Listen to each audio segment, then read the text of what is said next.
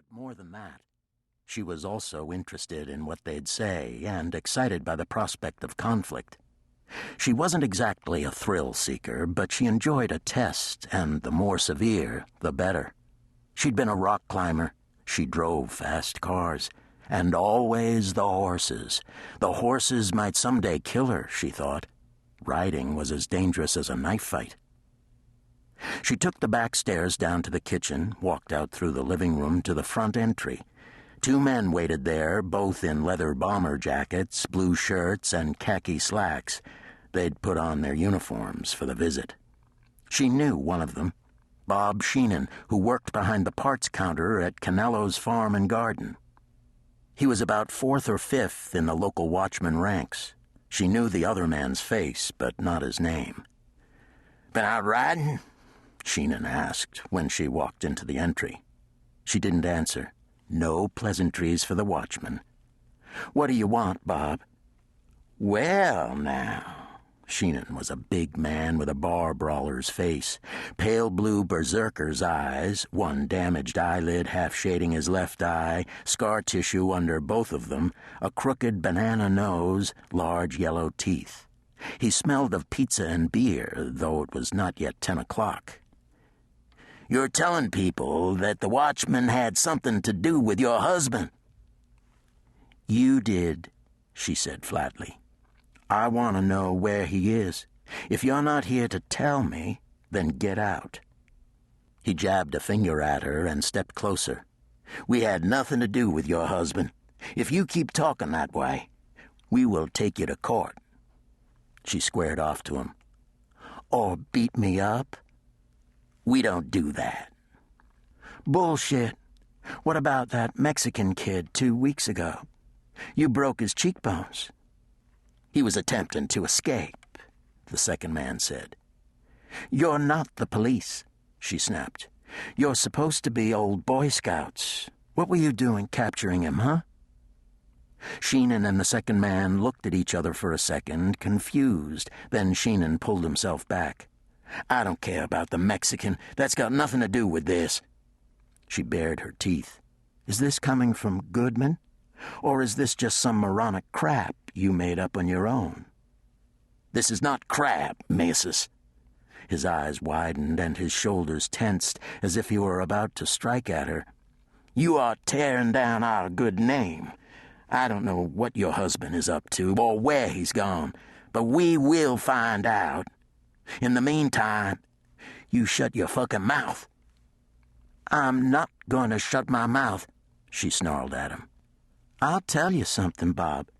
You better be here on Goodman's orders because you're going to need as much backup as you can get. If you came here on your own hook, I'll have your balls by midnight. Now, are you going to get out, or do I call the sheriff?" Sheenan shuffled a half-step forward, looming, not worried at the threat. The security cameras were on. All of this was on tape.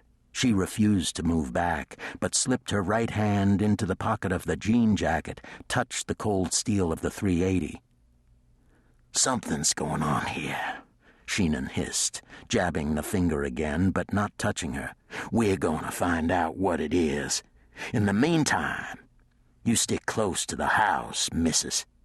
We don't want something to happen to you, too." Then he laughed and turned and walked out. The other man held the door and, before pulling it closed behind him, said, "We're watching." She exhaled, walked into the library out of range of the security cameras, took the pistol out of her pocket with a shaking hand, and engaged the safety.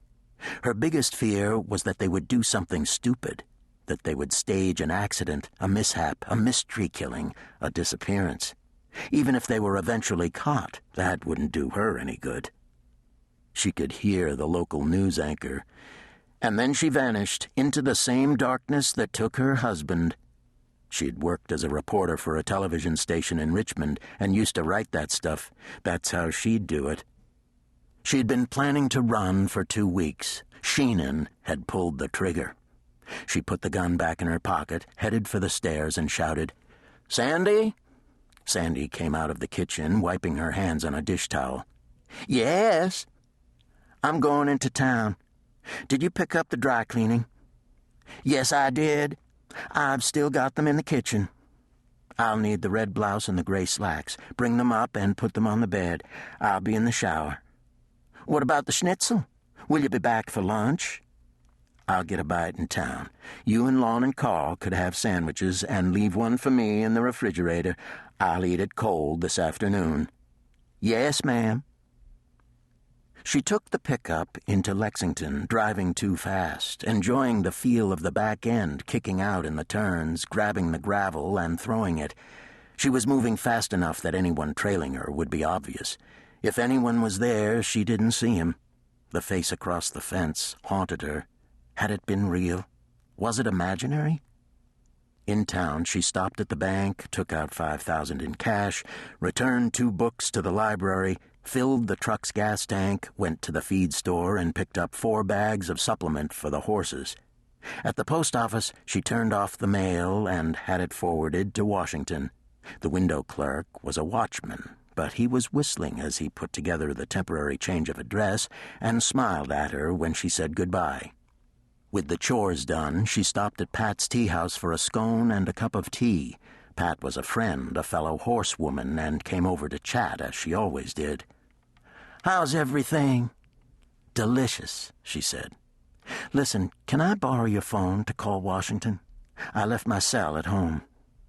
"Absolutely. Stop in the office when you're done." She made the call, thinking all the time that she was being paranoid. They wouldn't be watching the phones, would they? She was back at Oak Walk at 1 o'clock, sent Sandy to get Lon and Carl. When the 3 were assembled in the kitchen, she told them that she was going to Washington and didn't know when she'd be back. "With the controversy about Lincoln and with the watchman visiting this morning, I think I'd better move into town for a while. So you 3 will be running this place. Deborah Benson will deliver your paychecks on Fridays. If you need to buy anything big, call me. We'll talk, and I'll have Deborah issue a check.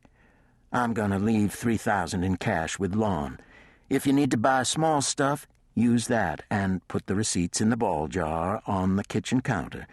I'll leave the keys for the truck and the car with Lon." They had questions, but they'd done this before. "Any idea when you'll be back?" Lon asked. "I'll check back every once in a while just to ride, if nothing else. But it could be a while before I'm back full-time. Probably not until we find Link," she said. When she was satisfied that the farm would be handled, she ate the cold schnitzel sandwich, opened the safe and removed and packed her jewelry, packed a small suitcase with clothes she wanted to take to the city, went to the security room, took the tape out of the security cameras, and put in a new one. She spent another hour on Rochambeau, Rocky, an aging gelding that had always been one of her favorites, then cleaned up, put on her traveling clothes, and wandered around the house at loose ends until 4 o'clock when she heard the gate buzzer chirp. She looked out the front window down the lawn where the driveway snaked up from the road. 2 cars were coming up the hill, a gunmetal gray Mercedes-Benz sedan and a black Lincoln town car. She went out on the porch when the cars stopped in the driveway circle. A chauffeur got out of the Benz and waited. Another chauffeur got out of the town car and held the back door. A young woman got out, followed by a slightly older man, both carrying briefcases. Madison met them at the top of the porch stairs. "Hello," the woman said. "I'm Janice Rogers. This is Lane Parks. Johnny said to say hello for him. He will see you tonight." "2 cars?" she asked. "Johnny thought a convoy would be better," Rogers said.